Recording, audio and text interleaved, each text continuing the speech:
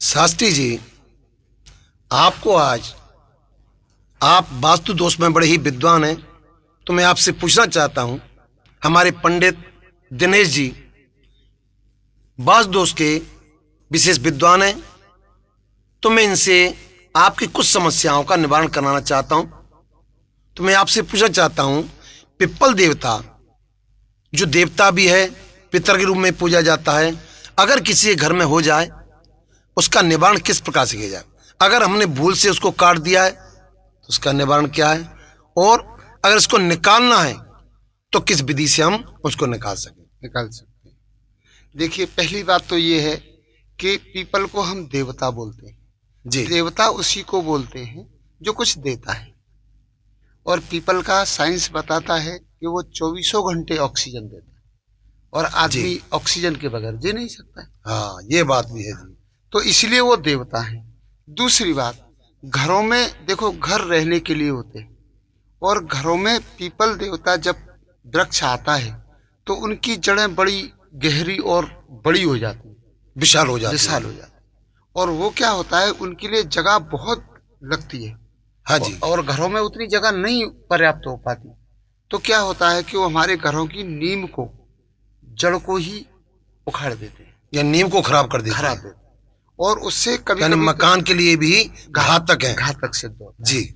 People खराब नहीं है, हाँ जी। मगर उसकी जो जगह है वो क्या कर रही है, वो हमको नुकसान कर रही है।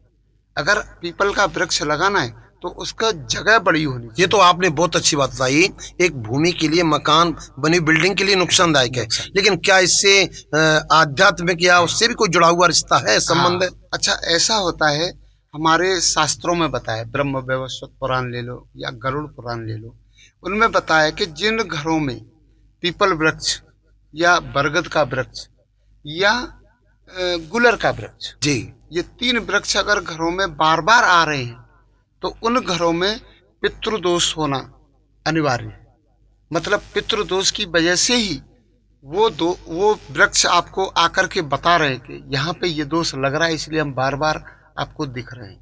ऐसा शास्त्रों में आभास करा रहे हैं, आभास, हमें आभास करा रहे हैं हाँ। कि इस घर में कोई न कोई पितृदोष का प्रभाव है।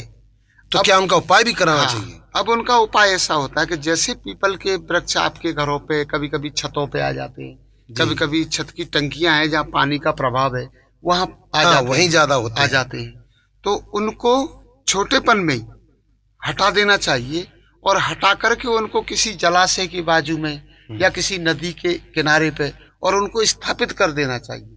क्योंकि देखो, किसी चीज को मिटाना, और वो भी दैवी, हमने देवता बोला उनको, वो देवता है, बड़ा होकर के उसके ऊपर ऐसा बताते हैं कि बड़े बड़े पशु पक्षी, कीड़े कीट पतंग, ये सब उसमें निवास करते हैं। पीपल का वृक्ष तो ऐसे समझो जैसे स्वर्ग लोक, किन के लिए, जहाँ पे वो पशु पक्षी, वो पक्षी रह रहे हैं, जो कीड़े मकोड़े रह रहे हैं, उनका तो घर है ये। और उससे क्या, आपने एक बात बहुत अच्छी पूछी कही जी, अगर वो पौधा टूट जाता है और आप कह रहे उसको जाके लगा दें तो मृत हो गया वहां पे, तो जैसे फिर क्या दूसरा पौधा ला करके उसके नाम से लगा सकते हैं? नहीं, कैसा होता है, जैसे वो पौधा तो टूट गया वहां पे। नहीं, टूटा नहीं, उसको निकालो। नहीं, कई बार वो दीवारों में ऐसा लग जाता है कि वो टूट जाता, निकल नहीं पाता। फिर उसका निवारण क्या दूसरा पौधा ला करके परमात्मा से प्रार्थना करके लगा सकते हैं? अगर ऐसा होता है तो उसका इच्छा से नहीं तोड़ा, बल्कि टूट गया। जी। तो उसका ऐसा बताया है कि पहली बात तो गुरुवार के दिन, बृहस्पतिवार के दिन, हाँ जी, क्योंकि बृहस्पतिवार विष्णु भगवान का दिन है, और पीपल को भी भगवान का रूप है, तो उस दिन नहीं छेड़ना चाहिए। जैसे रविवार को तुलसी को नहीं छेड़ते हैं, है ना, ऐसे ही पीपल को गुरुवार के दिन नहीं छेड़ना चाहिए। हाँ, मैंने तो ऐसा सुना है जी कि इतवार को दरिद्र कटता है पीपल को तोड़ने से। तो क्या ये बात सत्य है कि इतवार के दिन ही काटना चाहिए? कैसा होता है मालूम है कि रविवार के दिन, वैसे साइंस बताता है, हाँ जी, कि शनिवार के दिन विशेष प्रकार की उसमें से ऊर्जाएं निकलती हैं। ऐसा बताते हैं कि असाध्य रोगी भी शनिवार के दिन अगर पीपल वृक्ष के नीचे बैठ के और भगवान का भजन करता है तो उसके असाध्य रोग कटते चले जाते हैं। तो शनिवार के दिन तो पीपल लगाने का और कई गुना ज्यादा फल मिलेगा। 1000 गुना, लाख गुना फल है।